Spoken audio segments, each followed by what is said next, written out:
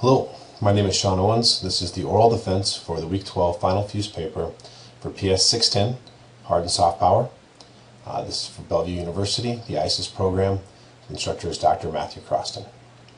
The title of this piece is Chavez and Ahmadinejad, the Impact on the Americas, and it looks at the relationship between Chavez and Ahmadinejad, and in turn Venezuela and Iran, and the implications that that relationship has on the United States and the entire Latin American region. So historically, in recent history, Chavez and Ahmadinejad have began a bilateral trade relationship between their two nations. Venezuela is supporting Iran at a time when external support is rare. They're also potentially providing enriched uranium for a nuclear program of Iran. In return, Chavez is getting support for his anti-American agenda, support on OPEC pricing, and the opportunity to purchase arms directly from Iran. There's new industry coming in from the Middle East to Latin America to replace the potential lost trade should the U.S. presence diminish. And they're working on their relationship is partnering to expand ideological power in Latin America. When we look at the threat to the United States, it's broken into three areas. First, the economic threat. Currently, Venezuela is trying to leverage oil prices to benefit themselves and hurt the United States. They're currently the fourth largest supplier of foreign oil. Second, we look at the loss of U.S. dominance with industry and social influence in the region. And third, we look at the actual security and force-based threat that Venezuela and Iran pose to the United States. There's the increasing likelihood of an Iranian nuclear program. This provides Iran with opportunities to circumvent UN sanctions. And we also have the Iranian military and child organizations such as Hezbollah operating now in the region in closer geographic presence to the United States. Individually, we believe that Chavez provides a far less force-based security threat to the Americas than Ahmadinejad does, but when partnered together, the threat raises exponentially. Beyond just the threat to the United States, the relationship between Chavez and Ahmadinejad also poses a risk to the entirety of Latin America. Should U.S. interests be marginalized and pushed from the region, many economies that are dependent upon U.S. aid and trade could be crippled or become overly reliant on outside influences that lack stability, for example, Iranian trade. Insurgency and terrorism could rise as economies struggle and the U.S. provides less intelligence and cooperation related to terroristic threats. The sheer collateral damage from hosting and escalating conflict between the United States and Iran would have an impact on Latin America. If military action did ensue between the two nations, it would be within the Latin American territory, and they would be faced with the damage and destruction from the fallout of that particular conflict.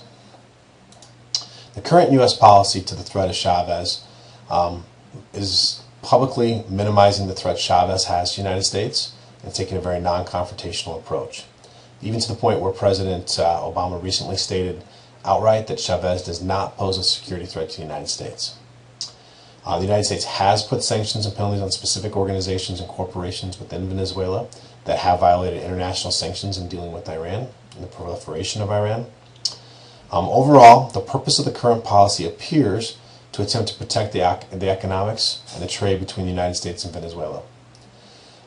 The current policy allows for them to maintain relations with the rest of Latin America and with Venezuela, and potentially set the stage for improving relations once Chavez, whose health has been rumored to be failing, eventually does leave office.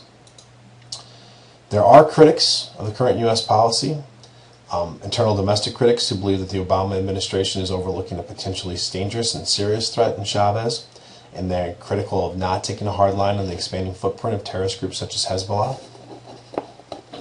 These critics are emphasizing the security risks. But overlook the ideological and economic risks associated with direct conflict with Venezuela.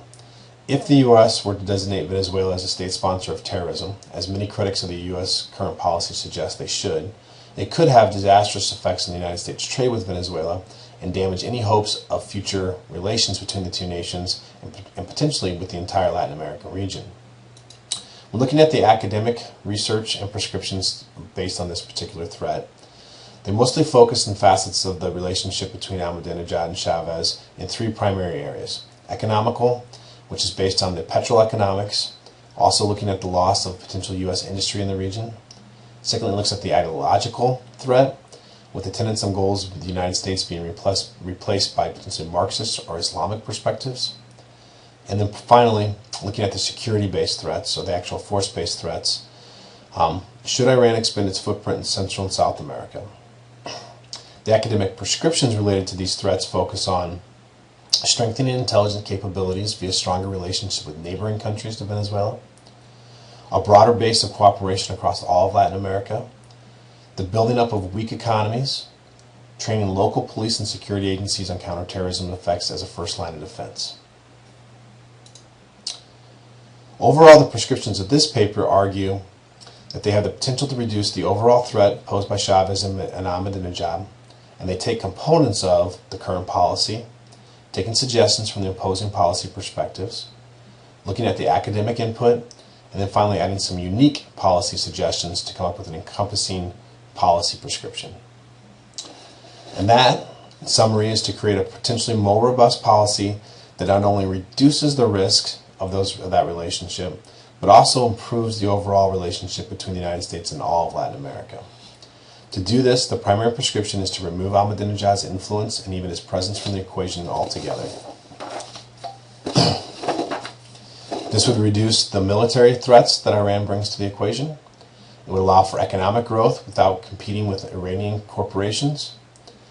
To partner with the weaker economies would make the United States a presence, an integral part of their survival and success. If the U.S. is the one providing the hope and optimism, there will be less need for those nations to want to look to Iran or other entities, especially if they would not want to put at risk the relationship they have with the United States.